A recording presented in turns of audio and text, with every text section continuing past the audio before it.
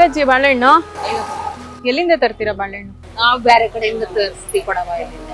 ನೀವು ಒಬ್ರೇ ಇರೋದಾ? ಮಗಳು ಅವಳು ಒಬ್ಬನೇ ಮಗಳು. ಯಜಮಾನ್ರು ಇಲ್ಲ ಅವ್ರು ಆಗತ್ತಾ ವ್ಯಾಪಾರ?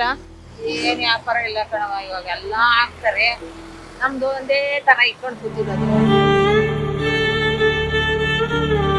ಅವಾಗಂದ್ರೆ ನಾವು ಮಾತಿದ್ದಾಗ ವಾರಕ್ಕೆ 100-200 ಕೊನೆ ಮಾಡಿ. ನಿಮ್ ಮಗ್ಳನ್ನು ಬರ್ತಾರ ಮಾರಕ್ಕೆ?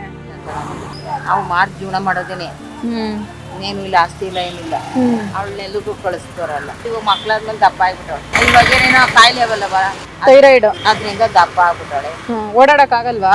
ಒಂದು ಕಾಲು ನೋವು ಬಂದ್ಬಿಟ್ಟದೆ. ಊಟ ಅಲ್ಲಿ ಆಸ್ಪತ್ರೆಗೆ ಹೋದ್ರೆ ಆಪರೇಷನ್ ಮಾಡ್ಬೇಕು, ನೀರು ತೆಗಿಬೇಕು ಅಂತ. ಅದಕ್ಕೆ ತೆಗ್ಸೋದು ಬೇಡ, ಏನು ಬೇಡ ಅಂತ ಎಲ್ಲ ದೇವಸ್ಥಾನಕ್ಕೆ ಕರ್ಕೊಂಡು ಹೋಗಿದ್ದೆ. ನೋಡೋಣ ಅಂತ